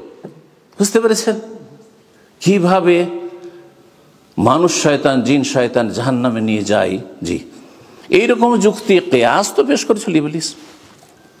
ইবলিস যে সেজদা করেনি আদমকে, তো সেও তো যুক্তি পেশ করেছিল, কিন্তু যুক্তিতে মুক্তি হয়েছে না মালাউন হয়ে গেছে। ওয়াইন্না আলাইকা লানাতি ইলা ইয়াউমিদ্দিন, কিয়ামত পর্যন্ত তোমার লানত। এই জন্য আমলের আগে আকীদা কিবলার মতো সেটা সংশোধন করতে হবে, যেন এই রকমের কোনো ভ্রান্ত কুফরি আকীদা না থাকে। না হলে আপনার নামাজ রোজা আর এই হালাল লুজির এত আলোচনা, আর হালে একটা পয়সার হিসাব করছেন, একটা পয়সা হারাম খাচ্ছেন না, একটা পয়সা হারাম জায়গায় খরচ করছেন না, কোনো কিছু কাজে আসবে না, কোনো কিছু কাজে আসবে না। ওয়াল্লাযীনা কাফারু আমালুহুম কাসারাব, কাফেরদের আমলগুলি কিয়ামতের দিনে মরীচিকার মতো, ওই বালির চরে চিকচিক করে দুপুরবেলা, সেই বালিগুলি মনে হয় যে পানি আসলে, তাই না? কিন্তু আসলে পানি নয়, সেগুলো কি বালির চর পড়ে আছে। ঠিক তেমনি হাসরের মাঠে কিছুই পাওয়া যাবে না। বলছিলাম আল্লাহ রাব্বুল ইরশাদ করছেন সমস্ত রসুলকে সম্বোধন করে, ইয়া আইয়ুহা রাসূল কুলু মিনাত তাইয়্যিবাতি ওয়া'মালু সালিহান। মুমিনদেরকে শুকরিয়া আদায় করতে বললেন হালাল খেয়ে, আর নবী রসুলকে বলছেন যে কুলু মিনাত তাইয়্যিব, হালাল খাও এবং নেক আমল করো, তাহলে নেক আমল হবে। হারাম খাবে আর হজ করবে, উমরা করবে, নামাজ পড়বে, এসব কাজ হবে না। একদিকে জান্নাতে যাওয়ার কাজ করছো, আরেকদিকে জাহান্নামে যাওয়ার কাজ করছো, সেখানে গিয়ে কিন্তু জান্নাতে যেতে বাধাগ্রস্ত হয়ে যাবে। এই যে দুটো আয়াত, একটি আয়াতে ইমানদারদেরকে আল্লাহ সম্বোধন করেছে, আর একটি আয়াতে রসুলগণকে সম্বোধন করেছে। এই আয়াত সম্পর্কে নবী সাল্লাল্লাহু আলাইহি ওয়াসাল্লাম একটি প্রসিদ্ধ হাদিস রয়েছে, সহিহ মুসলিমের হাদিস। বলছেন রাসূলুল্লাহ সাল্লাল্লাহু আলাইহি ওয়াসাল্লাম, আইয়ুহান নাস, হে মানব সকল, সমস্ত মানুষকে সম্বোধন করছে রাসূলুল্লাহ সাল্লাল্লাহু আলাইহি ওয়াসাল্লাম। আইয়ুহান নাস ইন্নাল্লাহা তাইয়্যিবুন লা ইয়াকবালু ইল্লা তাইয়্যিবান। আল্লাহ হচ্ছেন পাক পবিত্র, আল্লাহ পাক পবিত্র, সুতরাং তিনি পাক পবিত্র ছাড়া অন্য কিছু কবুল করবেন না। তুমি হারাম রোজগার করবে, হারাম ইনকাম করবে, আর সেটা দিয়ে, সেটা খেয়ে দিয়ে তুমি আল্লাহর কাছে দোয়া করবে, আল্লাহ কবুল করবেন না। হজ করবে হারাম পয়সা দিয়ে, আল্লাহ কবুল করবেন না। উমরা করবে হারাম পয়সা দিয়ে, আল্লাহ কবুল করবেন না। দান সাদকা করবে হারাম পয়সা দিয়ে, যাকাত দিবে হারাম পয়সা থেকে, হারাম দিয়ে আল্লাহর নৈকট্য অর্জন হয় না। মনে রাখবেন, আমাদের কাজই হচ্ছে, আমাদেরকে আল্লাহ সৃষ্টি করেছেন আল্লাহর কাছাকাছি হওয়ার জন্য। আইয়ুহুম আকরাবু, কে কত বেশি আল্লাহর কাছাকাছি হইতে পারে। ওয়া ইয়ারজুনা রাহমাতাহু ওয়া ইয়াখাফুনা আযাবা, কে কত বেশি আল্লাহর রহমতের আশাবাদী হইতে পারে, কে কত বেশি আল্লাহর আযাবকে ভয় করতে পারে। এই হচ্ছে কম্পিটিশন মুসলিম জীবন। সবাই কিন্তু আল্লাহর দিকে আমরা দৌড় দিই, ফাফিরু ইলাল্লাহ, আল্লাহর দিকে দৌড় দিচ্ছি। শুধু আল্লাহর দিকে যখন দৌড় দেবেন, হালাল খেয়ে দৌড় দিতে হবে, হালাল উপার্জন করে দৌড় দিতে হবে, হালাল পোশাক পরে দৌড় দিতে হবে, হ্যাঁ, হালাল পয়সার বাড়িঘর, বাড়িঘরে বসবাস করে আল্লাহর দিকে দৌড় দিতে হবে। তাহলে আল্লাহর কুরবত হাসিল হবে, আল্লাহর সান্নিধ্য অর্জন হবে। তো বলছেন রাসূলুল্লাহ সাল্লাল্লাহু আলাইহি ওয়াসাল্লাম, ইন্নাল্লাহা তাইয়্যিবুন লা ইয়াকবালু ইল্লা তাইয়্যিবান ওয়া ইন্নাল্লাহা আমারাল মুমিন বিমা আমারা বিহিল মুরসালিন। আর আল্লাহ রাব্বুল আলামিন মুমিনদেরকে যেই অ্যাড্রেস করেছেন, সম্বোধন করেছেন, সেটাই অ্যাড্রেস করেছেন, সম্বোধন করেছেন রসুলগণকে। কোনো পার্থক্য করেননি যে নবী রসুল মানে তোমাদের সাথ করবো, তোমরা যা ইচ্ছা তাই কর, না, একই রকমের হুকুম আল্লাহ করেছেন। ওয়া ইন্নাল্লাহা আমারাল মুমিনিনা বিমা আমারা বিহিল মুরসালিন ফাকালা ইয়া আইয়ুহাল্লাযীনা আমানু কুলু মিন তাইয়্যিবাতি মা রাযাকনাকুম ইয়া আইয়ুহার রাসূলু কুলু মিনাত তাইয়্যিবাতি ওয়া আমালু সালিহান ইন্নী বিমা তা'মালুনা আলিম। তোমরা যা কিছু করছো আমি কিন্তু জানছি। আল্লাহ নবীদেরকে আল্লাহ বলছেন, এটা মনে করিও না যে আমি জানছি না, বা কিছু লুকিয়ে রেখে দিবে, গোপন রেখে দিবে, কিছু হাইড করে দিবে, না। ইন্নী বিমা তা'মালুনা আলিম, যা কিছু হালাল উপার্জন না হারাম উপার্জন মানুষ থেকে লুকিয়ে রাখা যায়, হ্যাঁ, কিন্তু রব থেকে লুকিয়ে রাখা যায় না। সুতরাং তারপরে রাসূলুল্লাহ সাল্লাল্লাহু আলাইহি ওয়াসাল্লাম বলছে সুম্মা যাকারা রাজুলা, একজন মানুষের একটি দৃষ্টান্ত পেশ করছে রাসূলুল্লাহ সাল্লাল্লাহু আলাইহি ওয়াসাল্লাম। ইউতিলুস সাফার, সে দীর্ঘ সময় ধরে সফর, অনেক দূর পর্যন্ত সফর করে। কেন এই সফরের কথা বললেন? যে একজন মানুষ, যেই ব্যক্তি দোয়া কবুলের জন্য বেশ কিছু তার সহযোগী বিষয় রয়েছে। হ্যাঁ, দোয়া কবুলের জন্য তার চান্স, মেলাগুলো চান্স আছে। এতগুলি চান্স থাকা সত্ত্বেও শুধু একটি বাধার কারণে দোয়া কবুল হচ্ছে। বলছেন ইউতিলুস সফর, ছোট মোটো সফর নাই যে 25-50 কিলোমিটার সফর, হ্যাঁ 2-4-10,000 মাইলের সফর, হ্যাঁ 5,000 মাইলের সফর, ইউরোপ থেকে আপনার বাংলাদেশের সফর, ইত্যাদি ইত্যাদি, দূর দূরান্ত পর্যন্ত সফর করছে। আর মুসাফিরের দোয়া কবুল হয়। হাদিস আছে না, দাওয়াতুল মুসাফির লা তুরাদ্দু, রাসূলুল্লাহ হাদিস, মুসাফিরের দোয়া আল্লাহর কাছ থেকে রদ হয় না, আল্লাহ কবুল করেন। জি, এই জন্য সফরে বেশি বেশি দোয়া করার চেষ্টা করবেন, কিন্তু দোয়া কবুলে যেন বাধা না থাকে। মূল জায়গায় যদি বাধা থাকে তো সফর করেও কাজ হবে না, সফরে দোয়া করেও কাজ হবে না, আর কদরের রাতে দোয়া করেও কাজ হবে না, তাহাজ্জুদে দোয়া করেও কাজ হবে না, আজান একামতের মাঝখানে দোয়া করেও কাজ হবে না। এগুলি হচ্ছে দোয়া কবুলের চান্সের জায়গা, সময় অথবা স্থান বা অবস্থা। বলছেন যে আশআস আকবার, আর তার চুলগুলি বিক্ষিপ্ত হয়ে আছে। এমন নয় যে চুল স্টাইল করে রেখেছে আর চুলে ভালো মেকআপ করে রেখেছে আর তার সুন্দর করে সিথি করে রেখেছে আর এক স্মার্ট হয়ে আছে যাতে করে অহংকার চলে আসে। উদ্দেশ্য হচ্ছে ধুলো ধূসরিত, আকবার ধুলো গোটা শরীরে ময়লা ধুলো ধূসরিত আছে, সাদা সেদ একজন গরিব মানুষের মতো হয়ে আছে, ফকিরের মতো হয়ে আছে, আর চুলগুলি বিক্ষিপ্ত আছে, কতদিন থেকে হয়তো চিরুনি করেনি আর চুলের কোনো যত্ন নেয়নি। এইরকম অবস্থায় থাকা মানে সেই ব্যক্তি হচ্ছে অহংকার মুক্ত। আর যে অহংকার মুক্ত থাকে তার দোয়া কবুলের চান্স আছে। ভিতরে যদি অহংকার কাজ করে, খুব দোয়া করছেন আল্লাহর কাছে, কিন্তু আপনার মধ্যে অহংকার আছে যে আমার আর্থিক সাপোর্টের জন্য আমার বিল্ডিং থেকে ভাড়া আসছে, আর আমার পার্মানেন্ট একটা ইনকাম সোর্স আছে, অথবা আমার অমুক অমুকের সাথে বড় বড় ব্যক্তির সাথে বড় বড় নেতাদের সাথে আমার সুসম্পর্ক আছে, যার ফলে কখনো বড় বড় পয়সা ধনকুপ আমার হাতের মুঠে, সুতরাং আমার কোনো অসুবিধা হবে না। আমার এই বড় বড় ছেলেরা এখন সবাই স্বাবলম্বী হয়ে গেছে, চাকরি বাকরি করছে, সুতরাং আমি বসে বসে খেতে পারবো। তা আল্লাহর উপরে ভরসার পরিপন্থী কথা বলে রাখেন। আপনি গায়রুল্লাহর উপর আস্থা করেছেন, আপনার সম্পর্ক তাল্লুকুল কলবে গায়রিল, এটি আর একটি শিরক, যেটা অনেক কোরআন সুন্নাহর অনুসারীরা কিন্তু এটা খেয়াল রাখেন না। আমি এই কথাটি এই জন্য তাকিদের সাথে বলবো যে আমরা মাজারের শিরক থেকে খুব সতর্ক করি, আর সতর্ক অনেকে মাশাআল্লাহ কোরআন সুন্নাহর অনুসারী হয়েছেন। মাজার সংক্রান্ত শিরকে যাবেন না, আপনি ওই মূর্তি পূজা শিরকে যাবেন না, কাফেরদের আপনি ওই সব পুজো পাঠ আর ওই সব উপাসনায় যাবেন না, আপনি ওগুলো থেকে অনেক দূরে, বেদাত থেকে অনেক দূরে। কিন্তু এদিকে দেখা যাচ্ছে যে আপনার কলব আল্লাহ তাআলা অন্যের সাথে সম্পৃক্ত হয়ে ঝুলে আছে, এটাকে বলা হয় তাআল্লুকুল কলবে গায়রিল্লাহ। না, দুনিয়ার কোনো মাধ্যম ওসিলার উপর কখনো আপনি আস্থা ভরসা করবেন না। যদি আপনার ভিতর হয়তো আপনি খুব দোয়া করছেন, বাহ্যিক দোয়া খুব সুন্দর দোয়া করছেন আল্লাহর কাছে, কিন্তু ভিতর আপনার মধ্যে একটা জিনিস কাজ করছে যে আমি যথেষ্ট ইনকাম করি, অনেক প্রপার্টি দেশে আছে, কিছুই যদি না থাকে সেটা দিয়ে চলে যাও, তাহলে গায়রুল্লাহর সাথে আপনার অন্তরে সম্পৃক্ততা, এটা একটা শিরক। এই শিরক অচেতনভাবে অনেকে শিরক করে ফেলছেন, আপনি কলবে আপনার শিরক লুকায়িত আছে। সুতরাং এই ক্ষেত্রে আরও বেশি কলবের ক্ষেত্রে যত্নবান হইতে হবে, কলবকে শিরক মুক্ত করতে হবে, হৃদয় যেন আল্লাহর সাথে সবসময় সম্পৃক্ত থাকে। লা হাওলা ওয়ালা কুওয়াতা ইল্লা বিল্লাহ মানে কি, আমার কোনো ক্ষমতা নেই, যা কিছু আছে এগুলো আল্লাহ নিয়ে নিতে পারেন, এগুলো আমার কাজে নাও আসতে পারে। জি, সব সময় আল্লাহ অভিমুখী হইতে হবে। তো আল্লাহ রাব্বুল যেন আমাদেরকে সত্যিকারের তাওহীদ সুন্নাহর অনুসারী হওয়ার তৌফিক দান করেন, এবং সমস্ত রকমের শিরক, জাহেরি বাতেনি যত রকমের শিরক রয়েছে সমস্ত শিরক থেকে আর গায়রুল্লাহর উপর আস্থা ভরসা থেকে আল্লাহ রাব্বুল আমাদেরকে মুক্তি লাভের তৌফিক দান করেন। বলছেন রাসূলুল্লাহ সাল্লাল্লাহু আলাইহি ওয়াসাল্লাম, এই লোক যেই লোকের দৃষ্টান্ত দিচ্ছেন, সেই লোক লম্বা সফর করে আসছেন, চুলগুলি সব বিক্ষিপ্ত হয়ে আছে, শরীর ধুলো মেখে আছেন, অহংকার মুক্ত হয়ে আছে, আর ইয়ারফা ইয়াদাইহি ইলাস সামা, হাত তুলে দোয়া করছে।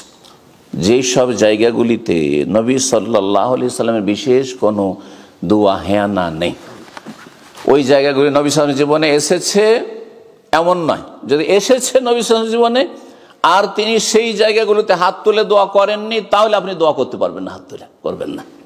এই ফর্মুলাটা জানেন? কারণ অনেকের সংশয় যে হাত তুলে দোয়া করলে তো দোয়া কবুল হওয়ার সম্ভাবনা বেশি, তো আমি ফরজ নামাজের পরে যদি হাত তুলে দোয়া করি তো অসুবিধাটা কি? তার উত্তর হচ্ছে যে নবী সাল্লাল্লাহু আলাইহি ওয়াসাল্লাম 5 ওয়াক্ত সালাত পড়েছেন, পড়েন নাই? সালাম ফিরে বসেছেন না? বসার পরে নবী সাল্লাল্লাহু আলাইহি ওয়াসাল্লাম কি হাত তুলে দোয়া করে সালাম ফিরার পরে, না দোয়াগুলি সালাম ফিরার আগে করেছেন? আপনাকে এই বিষয়টা বুঝতে হবে।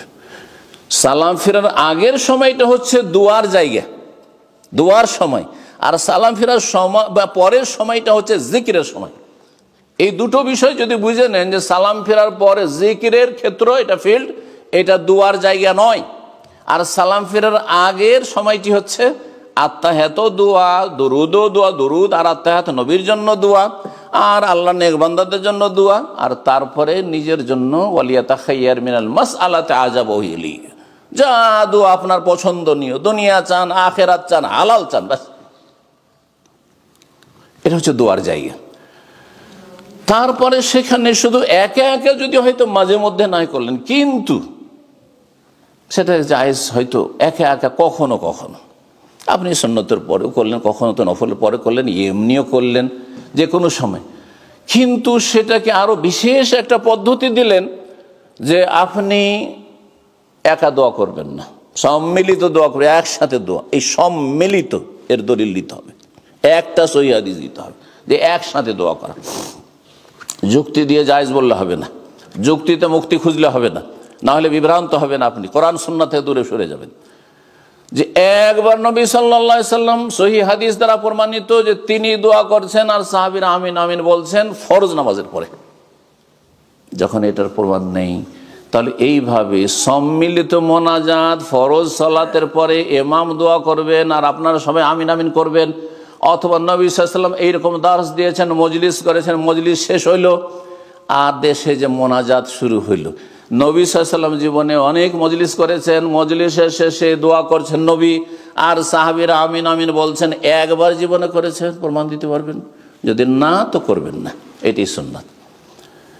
আর প্রমাণ নাই তারপরে করবেন তাহলে বিদআত। কিন্তু এমনি সময়, যে কোনো সময়, আমি সাধারণ সময় যে কোনো সময় আমি দোয়া করব, এমনিতে আমি মসজিদে বসে আছি, হাত তুলে দোয়া করব।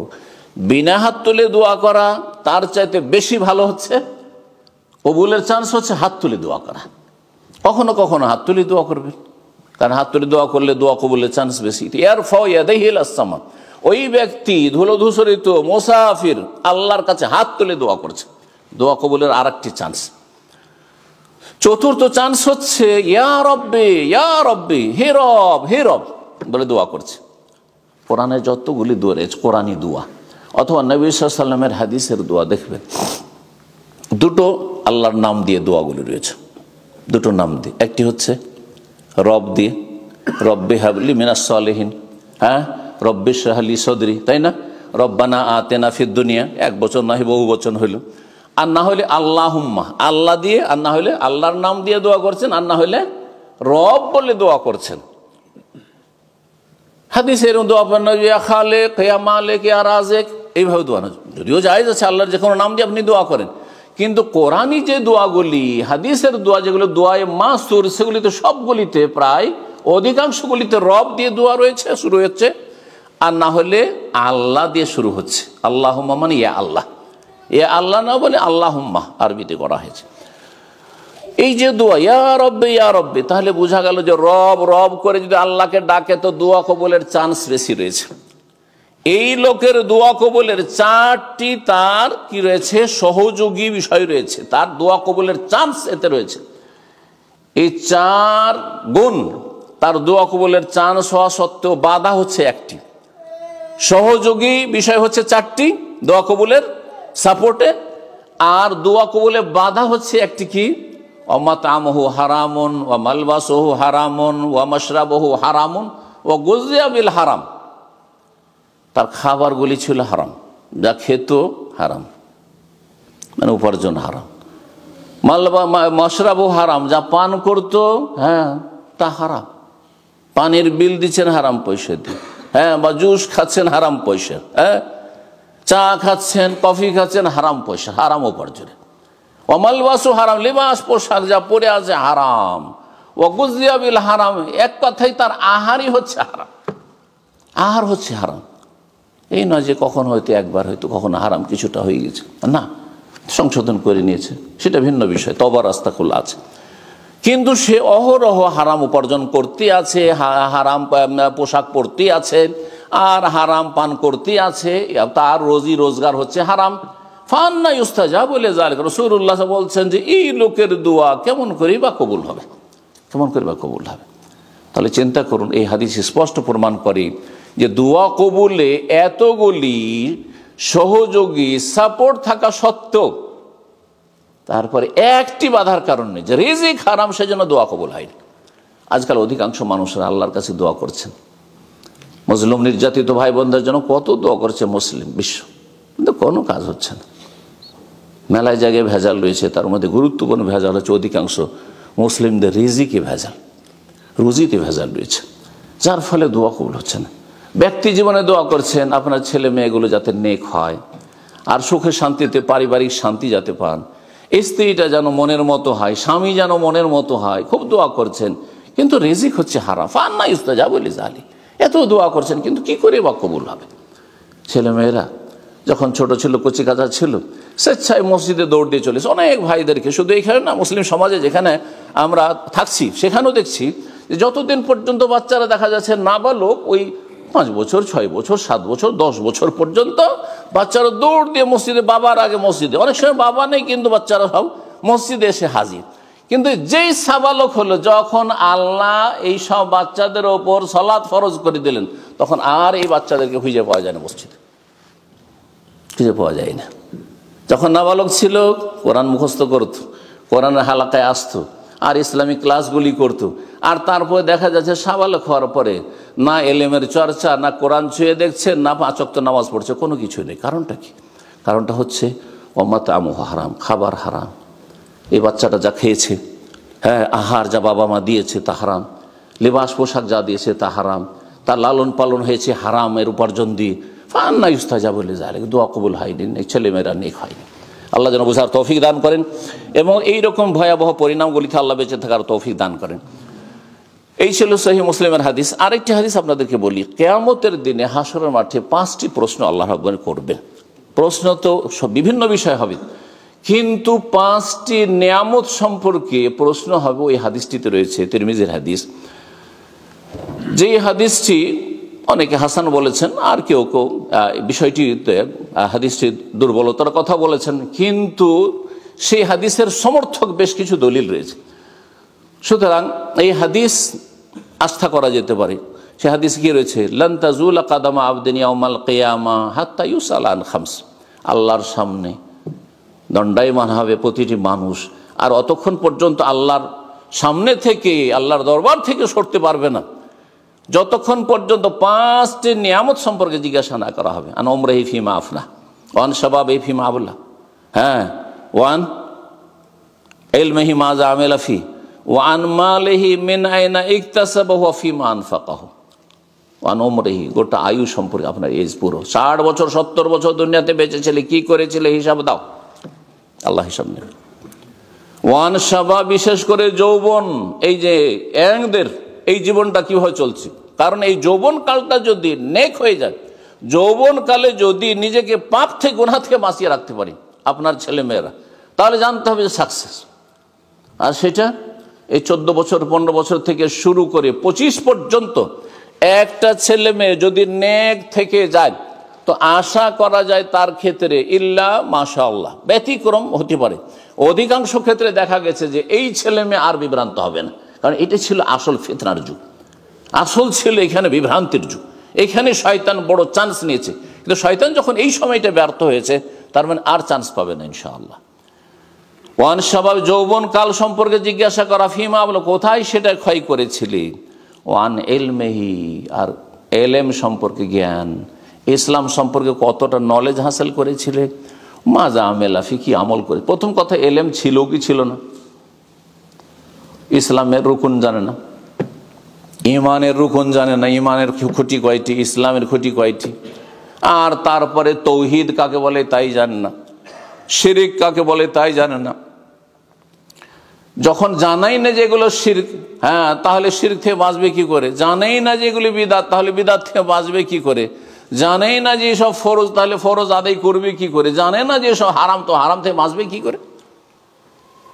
জিজ্ঞাসা করা ওয়ান ইলমিহি, ইলম সম্পর্কে, দিন সম্পর্কে কতটা নলেজ ছিল যা ফরজ করা হয়েছিল? মা যা আমেলা ফি, জানার পরে কতটা আমল করেছিল? ফরজ ওয়াজিব আদায় করেছিলে কিনা? হারাম নাজায়েজ থেকে বেঁচেছিলে কিনা? শেষ প্রশ্ন, একটি বিষয় সম্পর্কে কিন্তু দুটো প্রশ্ন, এই দিয়ে 5 হবে। এই জন্য কোন কোন হাদিসে 4টি বিষয় সম্পর্কে জিজ্ঞাসা করা বলা হয়েছে। ধন সম্পদ সম্পর্কে 4 নম্বর, আর ধন সম্পদ নিয়ে 2টো প্রশ্ন হবে। মিন আইনা ইকতাসাবা, কোথা থেকে উপার্জন করে নিয়ে এসেছিলেন? রোজগারটা কোথা থেকে এসেছিল?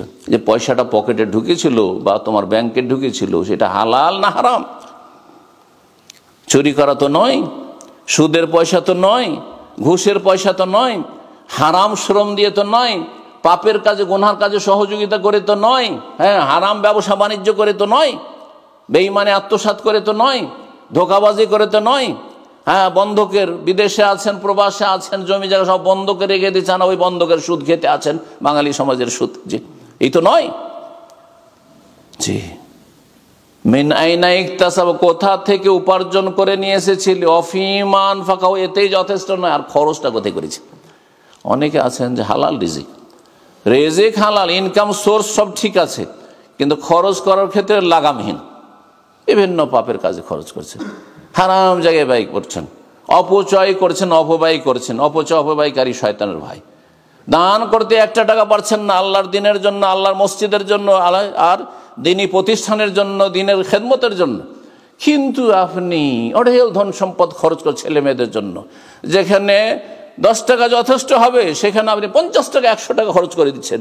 প্রতি বছর ছেলে মেয়েদেরকে বিভিন্ন দেশে ট্যুরে যাবেন। হ্যাঁ, এখানে বেশ কিছু ভাই বোনদের সাথে সম্পর্ক থাকার কারণে জানছি যে পশ্চিমা দেশে বসবাস, পাশাপাশি বসবাসে একটা মানুষের উপরে প্রভাব পড়ে। ছেলে মেয়েদেরকে বিনোদন দেওয়ার জন্য বিভিন্ন দেশে ঘুরতে যাওয়া। ভাই, আল্লাহর ওয়াস্তে আল্লাহর ঘরে যান। এই ট্যুরটা যদি আল্লাহর ঘরে যেন মক্কা মদিনার জন্য হয়, তাহলে আপনার দুনিয়াও সুন্দর হয়ে যাবে, দিনও সুন্দর হয়ে যাবে। তা না করে কেউ যাচ্ছেন পশ্চিমে, কেউ যাচ্ছেন পূর্বে, কেউ যাচ্ছেন উত্তরে, কেউ যাচ্ছেন দক্ষিণে, আর যাচ্ছেন ওইভাবে যেভাবে অমুসলিমরা খরচ করে আসে সেইভাবে আপনি ছেলে মেয়ে নিয়ে অঢেল ধন সম্পদ, আপনি হাজার হাজার টাকা খরচ করে চলে আসলেন, হাজার হাজার পাউন্ড খরচ করে চলে আসলেন। কিন্তু আপনাকে যদি বলা হয় যে 100-200 পাউন্ড আল্লাহর রাস্তায় আল্লাহর দিনের জন্য খরচ করেন, ভাই পয়সা নেই, সব অভাব, জি, সব শেষ হয়ে গেছে, অপচয় করেছেন, হিসাব দিতে হবে। অফিমান ফাঁকা, কোথায় খরচ করেছিলেন? এই জন্য তোমাকে পয়দা করেছেন এইসব কাজে, বিনোদনে খরচ করবে, ঠিক আছে, সীমিত আকারে, ঠিক আছে, মাঝে মধ্যে আশেপাশে কোথাও গেলেন, ঠিক আছে।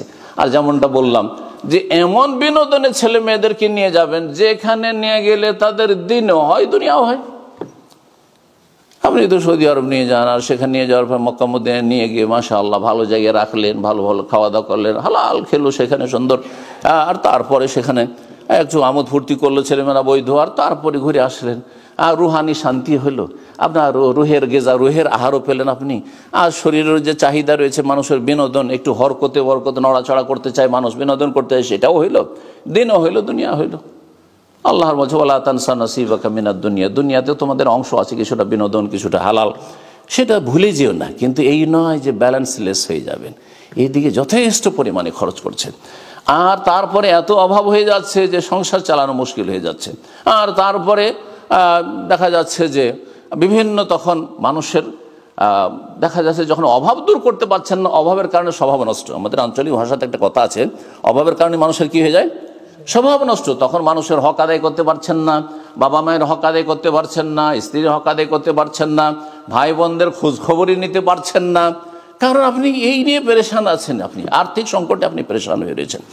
তো এমনটা যাতে না হয়, কোথা থেকে ইনকাম করলেন, একটি পয়সা হালাল কেনা সব সময় যেন আপনার চিন্তা থাকে একজন মুমিন হিসাবে। আর কোথায় খরচ করছেন, এই খরচে আল্লাহ সন্তুষ্ট হবে না শয়তান সন্তুষ্ট হবে, এটা আপনাকে চিন্তা করতে হবে। রব্বুল আলামিন যেন তৌফিক দান করেন। হাদিসটি তিরমিজিতে রয়েছে, যেমনটা বললাম। আরেকটি হাদিস তিরমিজি বলি, এবং হাদিসটি হাসান। নবী সাল্লাল্লাহু আলাইহি ওয়াসাল্লাম বলছেন, শেষ ভয়াবহ পরিণাম হারাম ভক্ষণের, হারাম রোজগারের।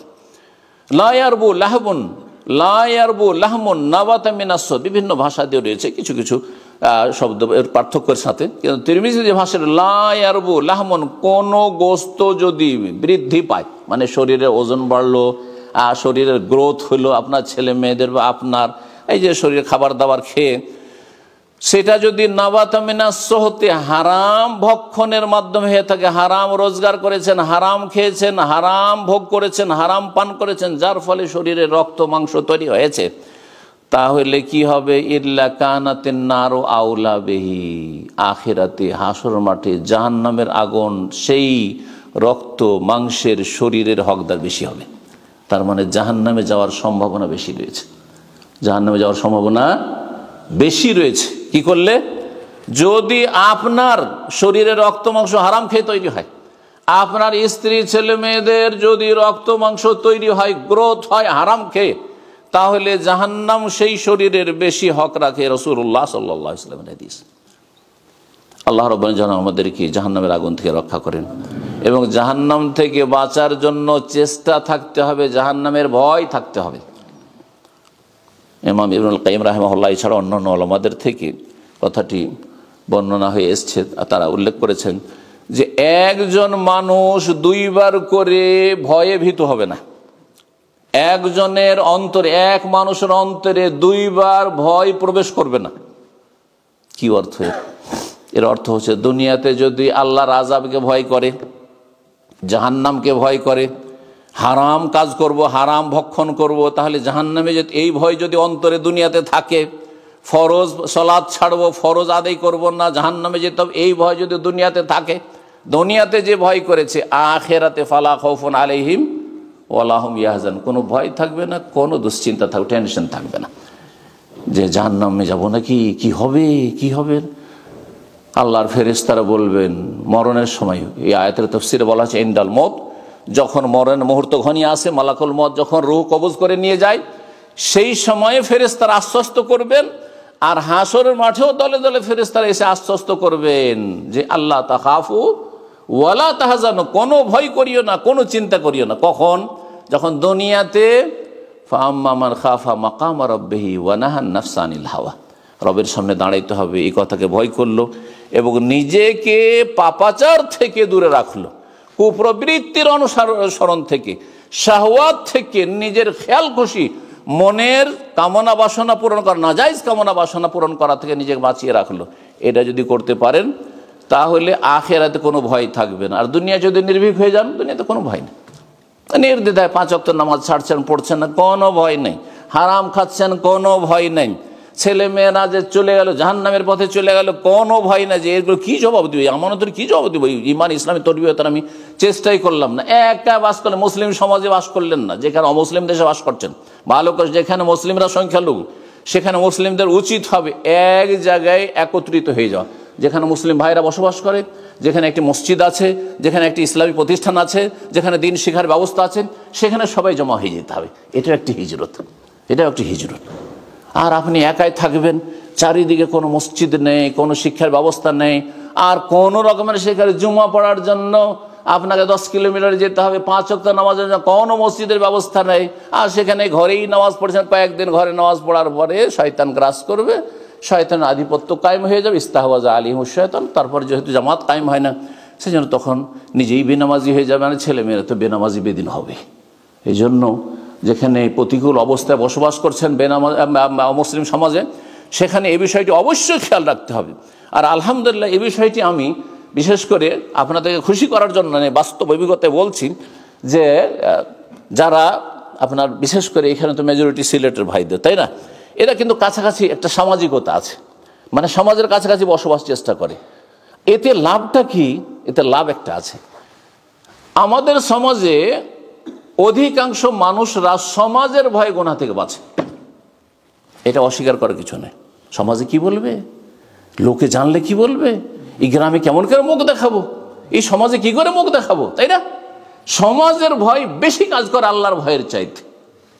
কিন্তু যখন আপনি একাই এমন এলাকায় চলে যাবেন যেখানে আপনাকে এলাকার কেউ চেনে না, বাংলা ভাষাভাষী কেউ চেনে না, তাহলে সেখানে গিয়ে পাপ করতে কোনো বাধা নেই, কোনো লজ্জা, কারণ মানুষের লজ্জা সেখানে কোনো লজ্জা নেই, কারণ কোনো সামাজিকতা নেই।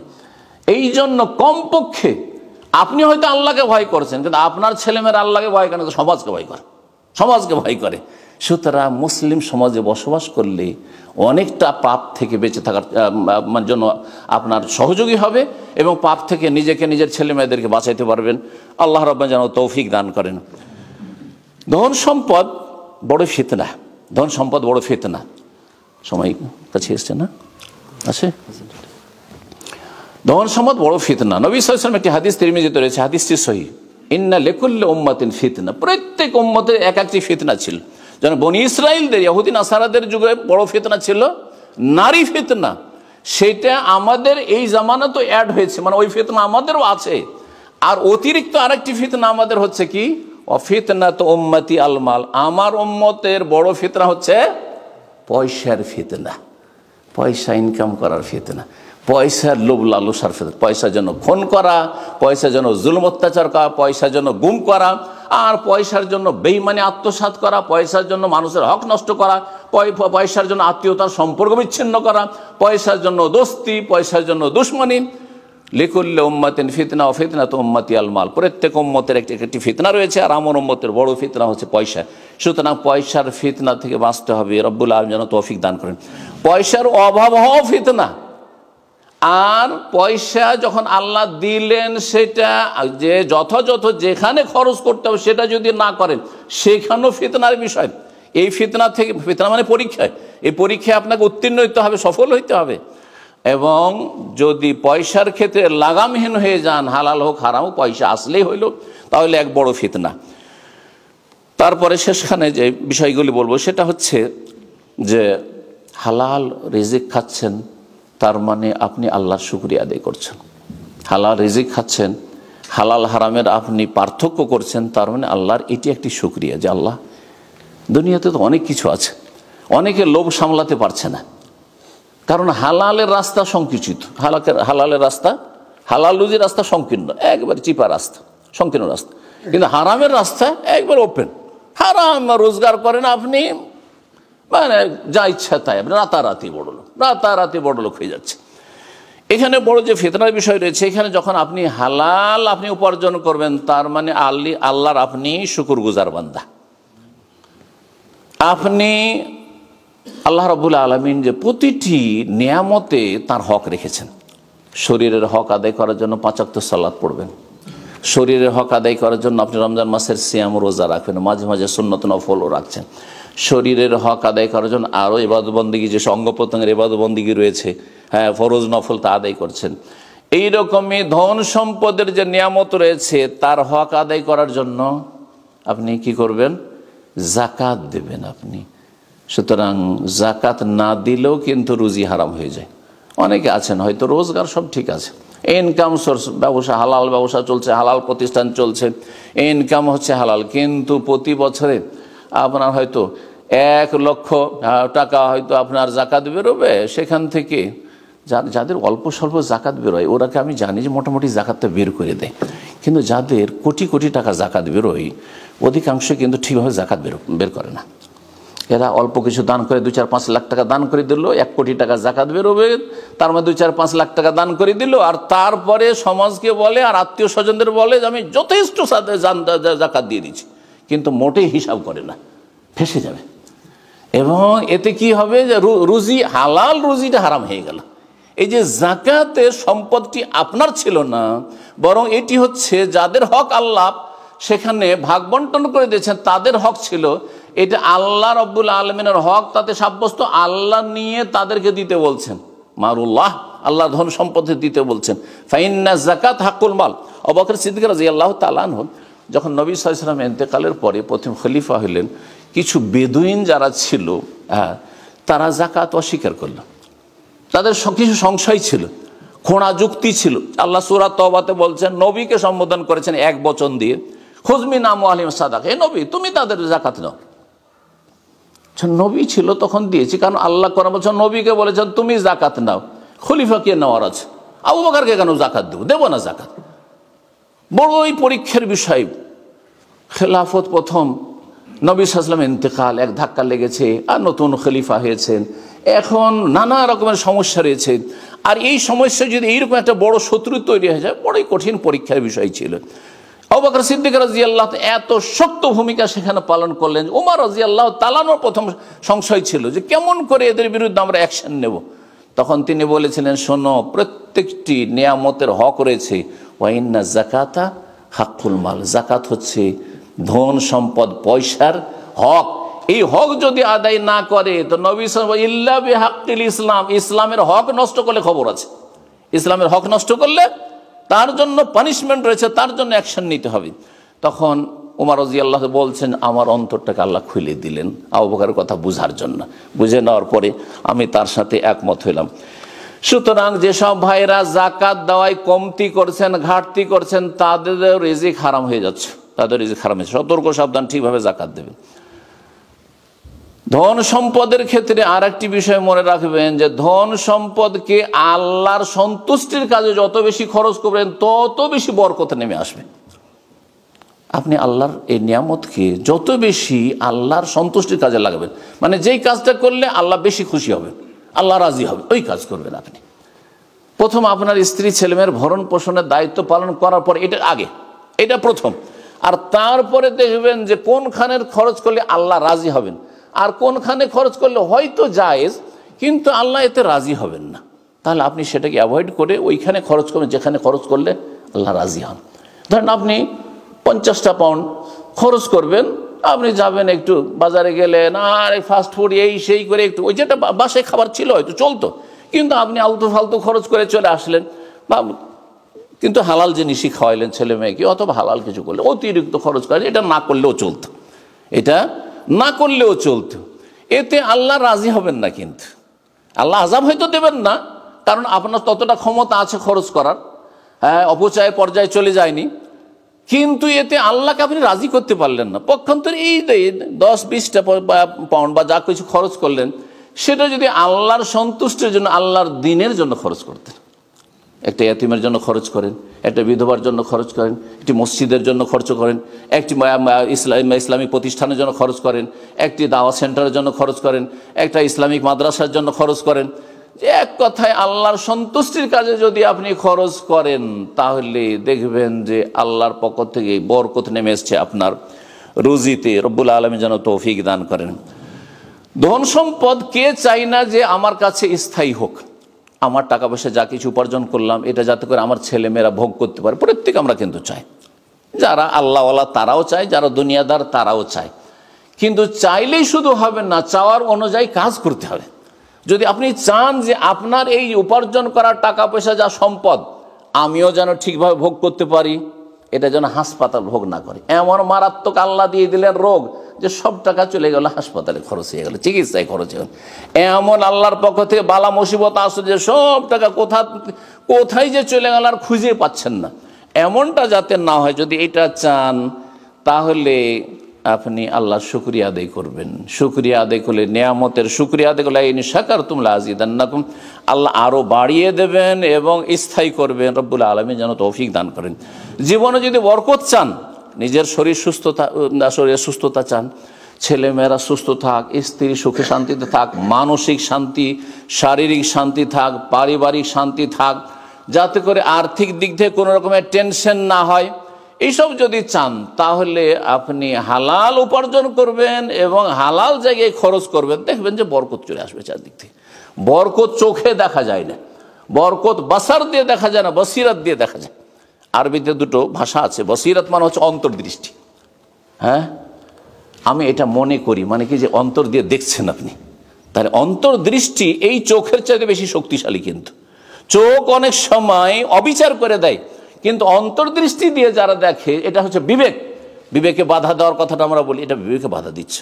ইসলাম হয়তো মানে না, কিন্তু এটা আমার বিবেক মেনে নিতে পারছে না, এটা সুস্থ মস্তিষ্ক বা এটা মেনে নিতে পারছে না, এটা আমার যেন মনে এটাকে মানে এটা মেনে নিতে পারছে, মন থেকে আমি মেনে নিতে পারছি না। এই তো যে কথাটাই বলছিলাম, যে যদি আপনি মানসিক, শারীরিক, পারিবারিক সব দিক থেকে শান্তি চান আর বরকত চান, বরকত চোখে দেখা যায় না, এই দৃষ্টি শক্তি দেখতে পায় না, অন্তর দিয়ে দেখতে পাওয়া যায়। দেখা যাচ্ছে যে অল্প আপনার উপার্জন ছিল, অল্প উপার্জন, কিন্তু ওতে মাশাআল্লাহ আপনার স্ত্রী খুব সুখে, হ্যাঁ, কোনো অবাধ্যতা তার মধ্যে, নাফরমানি নেই, আর কোনো অশান্তি করে না বাড়িতে। আর তারপর আপনার ছেলে মেয়েগুলো মাশাআল্লাহ খুব নেক হয়ে উঠে গেল, খুব সহজে নেক জীবন হয়ে গেল, নামাজি হয়ে গেল, দিনদার হয়ে গেল, আর সেগুলি তাড়াতাড়ি উন্নতি করলো, আর তারা ভালো কাজে লেগে গেল। তারপরে আপনার যে এমন একটা বয়স আসছে যে সময় আপনি হয়তো আর কাজকর্ম করতে পারছেন না মানসিক শারীরিক দিক থেকে, তখন পাশে এসে দাঁড়িয়ে গেল। কিন্তু আপনি অনেক ধন সম্পদ উপার্জন করলেন, আর হারাম পন্থায় যখন উপার্জন করলেন, তখন ছেলেমেয়েরা এমন খারাপ হয়ে যাবে যে তাদের কাছে যে বড় আশা করছিলেন কাজে আসবে না। এই জন্য দেখা যাচ্ছে অধিকাংশ বৃদ্ধাশ্রমে, যে হোম কেয়ার, বৃদ্ধাশ্রমে যেসব লোকেরা থাকে, গরিবের বাবা মা থাকে না। এগুলো তো গরিবের বাবা মা থাকে না, খুব শিক্ষিত লোকেদের বাবা মা থাকে, আর খুব পয়সাওয়ালাদের বাবা মারা থাকে। কারণটা কি? কারণ হচ্ছে বরকত। তাদের জীবনে বরকত নেই, বরকতহীন জীবন। রব্বুল আলামিন যেন আমাদেরকে শান্তি দান করেন এবং সার্বিক দিক থেকে আল্লাহ সুখে রাখেন এবং বরকত দান করেন। ওয়ালাউ আন্না আহলাল কুরআ আমানু ওয়াত্তাকাউ লাফাতাহনা আলাইহিম বারাকাতিম মিনাস সামাই ওয়াল আরদ।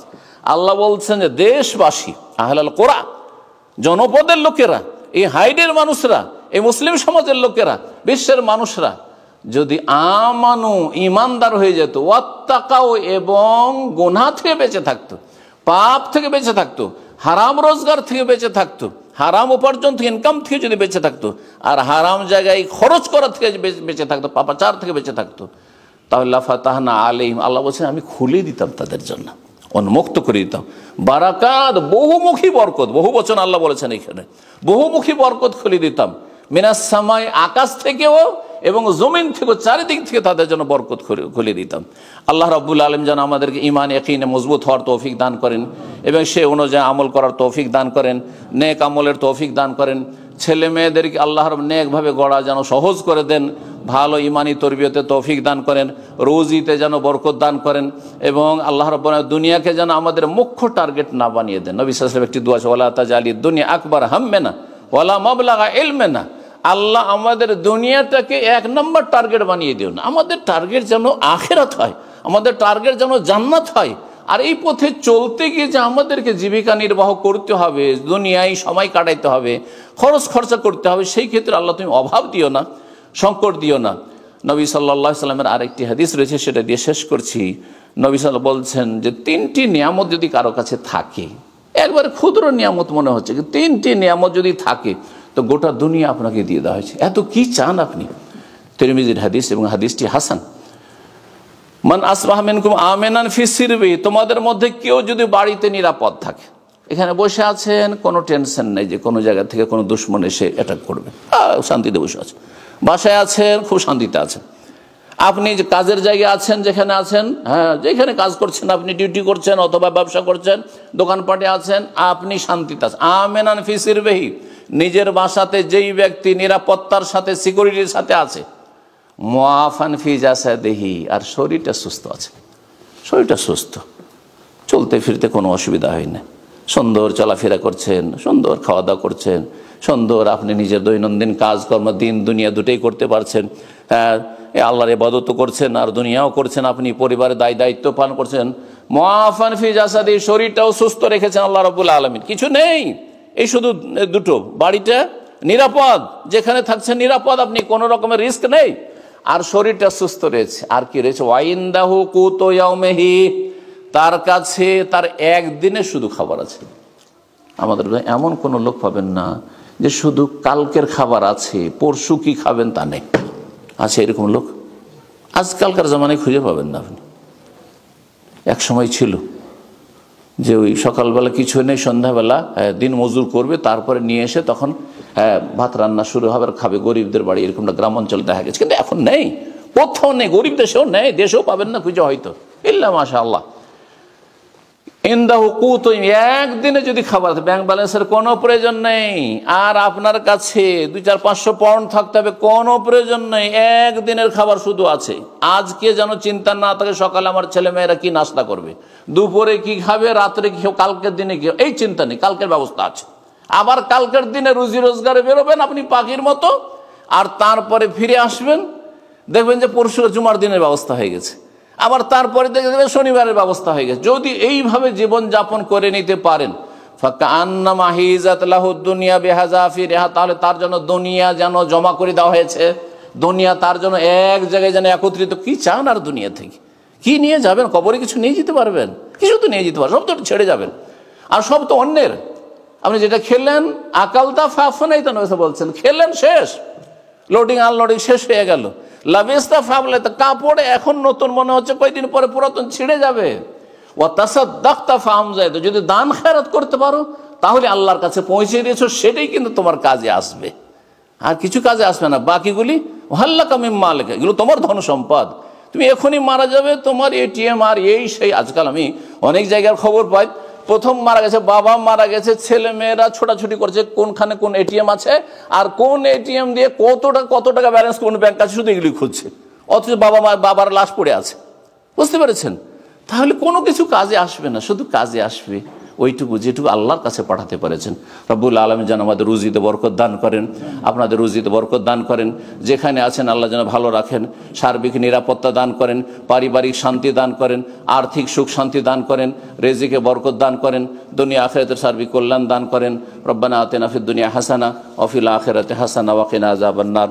ওয়া সাল্লাল্লাহু সাল্লাম নবিয়ানা মুহাম্মদ ওয়া আলা আলিহি ওয়া সাহবিহি আজমাইন।